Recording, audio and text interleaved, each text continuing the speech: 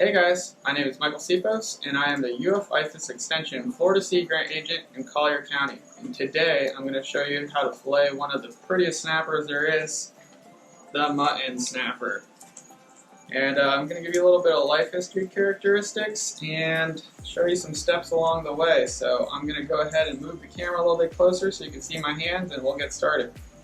Okay, so we have our mutton snapper over here. I'll give you an idea of scale. This fish is about 25.5 inches measured total length, so that's to the tip of the tail that's pinched, and it is about 8 pounds. So distinguishing characteristics on this snapper to make you identify it correctly compared to other snappers that might be similarly have similar appearance is the mutton snapper have this pretty blue marking around the eyes and the face, and they have a pointed anal fin, and they also have this dot right here. So some snapper have, some of these characteristics. The mahogany snapper, the lane snapper also have this spot. It might be a little bit more faded, but they do not have the blue markings around the face. And in the lane snapper, at least, the anal fin is not pointed, it's more rounded. So that's a good way so you can avoid those costly tickets and make the right fisheries decisions right there. This snapper is currently in 2020, its minimum size limit is 18 inches total length, and you can have 5 per person, and it belongs to the 10 snapper aggregate. And let's go ahead and start filleting this fish. So I will go ahead and make the incision towards the top of the head. You really want to sort of feel around and see where it stops becoming soft and where it becomes hard, because you can't cut through that part. So get your fillet knife and lift the scales up a little bit, cut laterally down,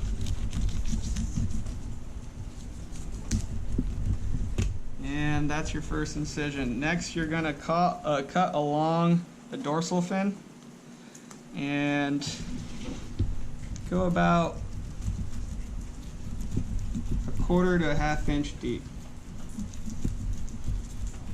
These fish are super pretty. They look like a sunset. They occur anywhere from Massachusetts to Brazil, but honestly most of the population is sort of in the Caribbean and South Atlantic and Gulf of Mexico, Southern Gulf of Mexico.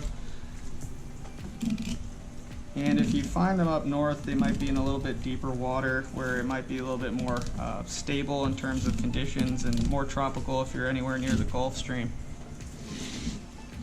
So I am pointing my knife down and skimming along that backbone and lifting the fillet up and providing a little bit of pressure.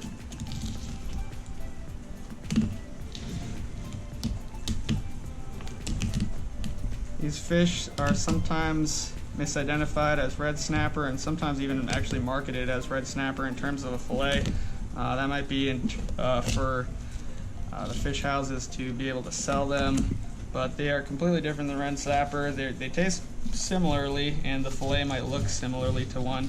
They have different life history characteristics, but that's a different fish altogether. So that is one fillet right there. I'm going to put that off to the side. And then repeat on the other side of the fish. So the world record for this fish is 30 pounds and 4 ounces, and that was caught near the dry Tortugas.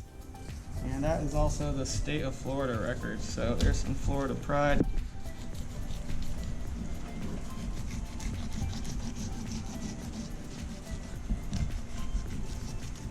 These fish mature at about 16 inches in length, and they can live up to 40 years.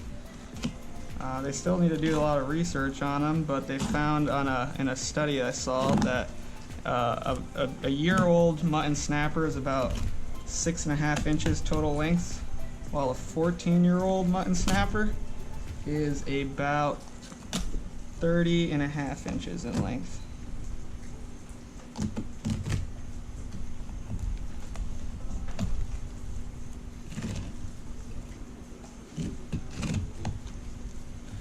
These fish can occur in small pods, but really they're sort of solitary when they're older. They have high site fidelity and they actually form big aggregations during spawning season. Spawning can occur at different times throughout their range, but in Florida it's most likely around the summertime.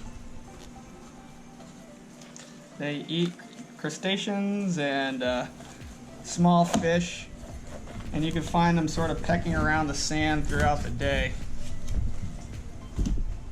So that's our filleted fish right over here. I'm gonna go ahead and skin our fillets, and actually I might try to get the collars of this fish, which are that throat area. There's some good meat located in that area. I haven't done that before on this fish, but there's a first for everything. So we're gonna get our fish close to the edge of the table. It's a lot easier to hang your knife handle over that edge, and that's what you're gonna have to do. And you start and you hover above the skin. You don't really want to get too close to the skin because you might get some of that red meat on the fillet. And sort of do a sawing and pulling motion at the same time while holding onto the back of that skin. And there is your fillet right over here. So I will go ahead and take the bones. There's going to be a little section of bone right here. You can feel for them with your finger. And you're going to cut along both sides of that, about 5 or so inches deep. And it'll leave you with a really nice, beautiful fillet that'll taste great and be without bones. So that. Put that in my food container here.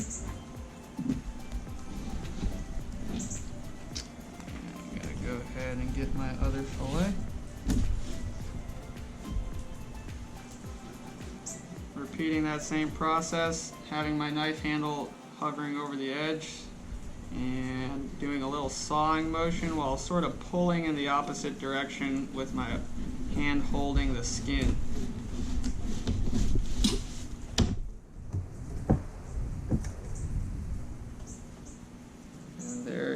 Your snapper fillet. So I'm going to take the bones out here. And depending on how close, if you cut through the rib bones or not, you might have some rib bones, but you can cut those out really easy. Just use your finger and try to feel around. I left some over here, so I'm going to cut them out.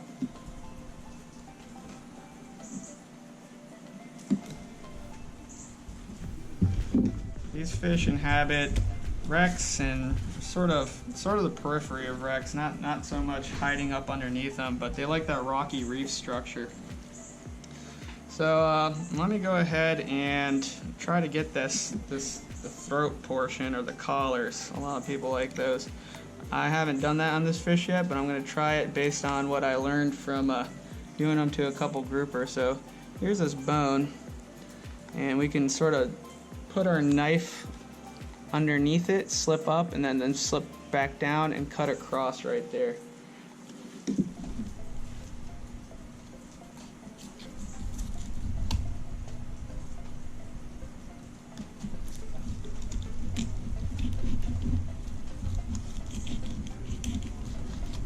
Okay, pop that off.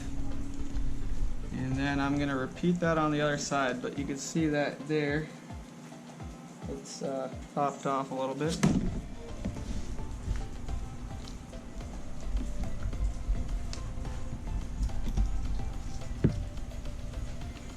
So I'll let you see where I made the incision to get the collar.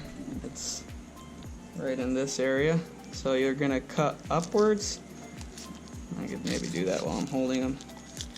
And then back down. And that'll loosen that up.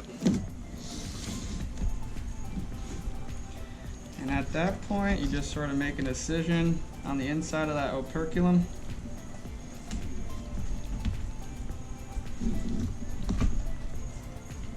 Cut along the throat area.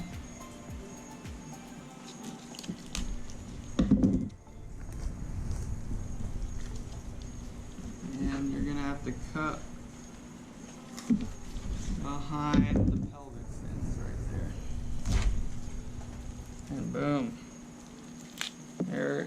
is your mutton snapper throat or collar.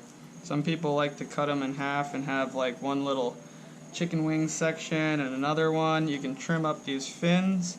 You can take the scales off, or you could leave them on and sort of use that as a covering, but I'd probably just clean it up a little bit, split it in half, clip the fins, and then put it on.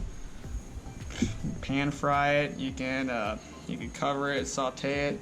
They're really delicious. So thanks for watching, guys, and hope you enjoy some mutton snapper, get the ability to go out there and catch some yourself. And yeah, tune in for some other fish that I catch, and hopefully fillet. Thank you.